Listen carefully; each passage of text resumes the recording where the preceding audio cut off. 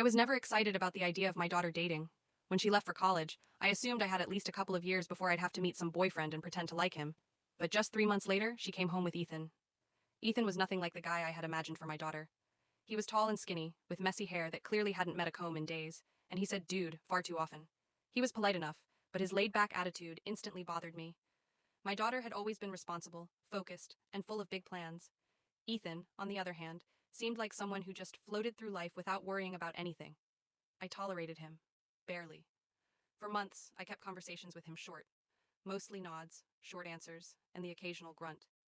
If he asked me something, I'd reply with one word and go right back to scrolling on my phone. But strangely, he never seemed offended. He always smiled, acted friendly, and kept showing up at our house with that same relaxed energy. Then one night we had a family dinner.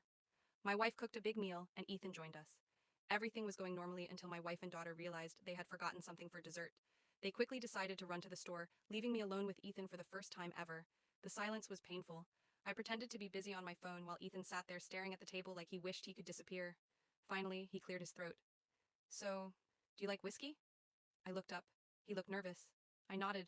His face immediately lit up. I actually brought a bottle my dad gave me for my birthday, he said.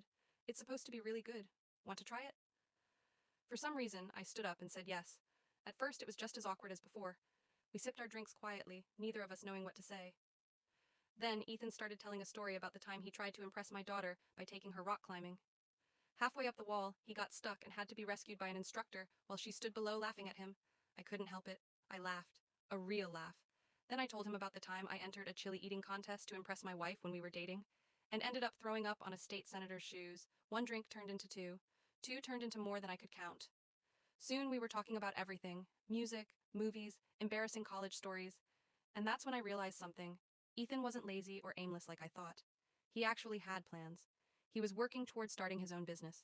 He wasn't careless. He just didn't stress about things he couldn't control. At some point we got loud. Really loud. We were laughing and shouting across the kitchen table. By the time my wife and daughter came back, we were both completely drunk, singing along to some old rock song neither of us actually knew the words to. My wife looked very unimpressed. My daughter stood in the doorway staring at us like we had both lost our minds. Ethan grinned and said, "Ma'am, I love your cooking." That was it. I completely lost it laughing. That night changed everything. I stopped just tolerating Ethan and actually started liking him. Now he feels like a second son to me.